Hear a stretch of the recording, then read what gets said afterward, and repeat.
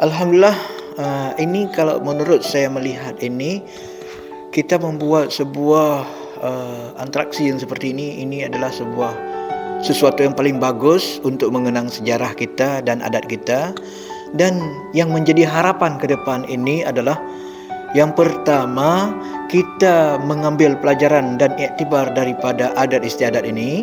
Yang kedua, adat istiadat ini perlu dilangsungkan sampai ke anak cucu kita nantinya. Dan ini bukan hanya sebatas kita langsungkan saja, tetapi mereka-mereka generasi-generasi yang akan datang ini perlu kita ajarkan, perlu kita benarkan, dan perlu kita mantapkan di hati mereka bahawa adat Aceh ini perlu kita lestarikan dengan sebaik-baiknya. Di dalam hal itu, kita bisa melihat bahawa di dalam adat Aceh ini banyak sekali pernak-pernik ini yang perlu kita melihat dalam atraksi-atraksi adat ini memang ada yang ketinggalan. Di antara orang-orang tua dulu ada yang ketinggalan. Kita hanya memfokuskan kepada tempat pelaminan. Sementara adat yang lain seperti cerana besar, talam-talam besar itu kadang ada orang yang tidak taruh. Maka itu perlu kita taruh lagi. Demikian juga dalam makanan-makanan. Ini perlu kita lestarikan. 7 macam makanan adat Aceh dalam pesta ini perlu ada. Mesekat, roti, boy, itu wajib, apa lagi? Dan 7 macam, siapa lupa nampaknya. Itu 7 yang penting. Itu perlu ditaruh di depan pelaminan nantinya. Dan inilah yang perlu kita lihat bahawa kita ajak kepada generasi-generasi muda supaya mereka jangan meninggalkan adat.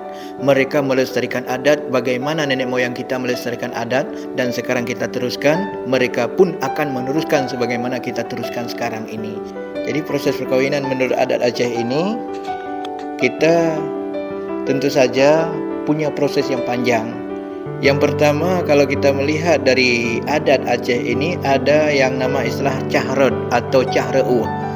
Kalau cahreuh ini dilakukan oleh seorang selangki atau perantara. Maka dengan cahrod ini bisa mengenal antara laki-laki dan perempuan. Bukan hanya laki-laki saja dan perempuan saja, tetapi antara dua keluarga mereka itu bisa saling mengenal. Kemudian setelah cahrod ini, tidak lama kemudian ditentukan jadwalnya, dilaksanakan dengan baranum. Baranum ini bisa saja dengan ranum bati atau ranum lampuan atau dengan cerana. Ini baranum ini istilahnya dengan khidbah. Baranum ini dengan persetujuan kedua belah pihak, antara pihak laki-laki dengan pihak perempuan, ini mengundang atau membawa orang tua kampung, apakah Pak Gesi atau Pak Imam atau tokoh-tokoh masyarakat serta keluarga di pihak laki-laki. Demikian juga diterima oleh di pihak perempuan, ada Pak Gesi di pihak perempuan sebelah sana, pihak laki-laki juga ada Pak Gesi, pihak perempuan juga ada Pak Gesi, Pak Imam kedua belah pihak serta tokoh masyarakat.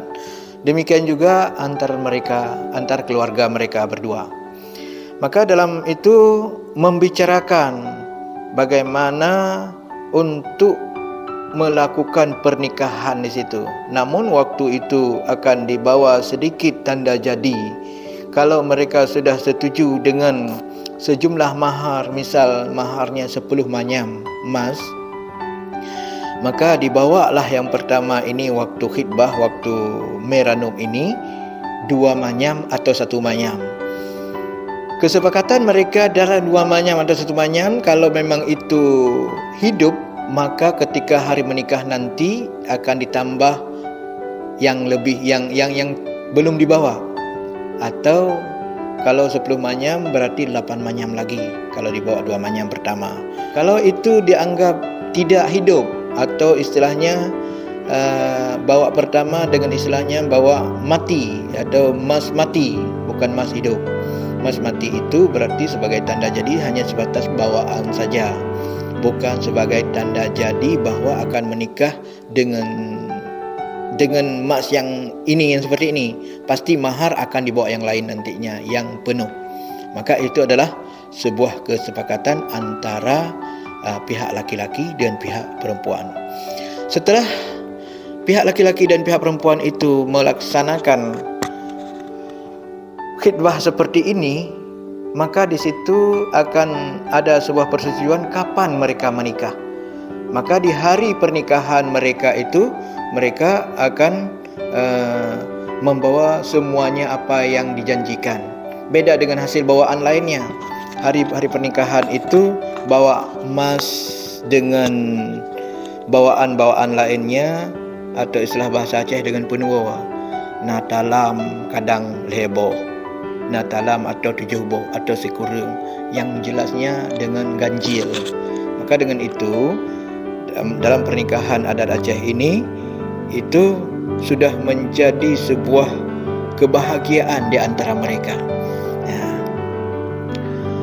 Tentu saja seperti ini adat yang memang sudah menjadi turun-temurun bagi kita ini. Tidak yang tidak akan hilang.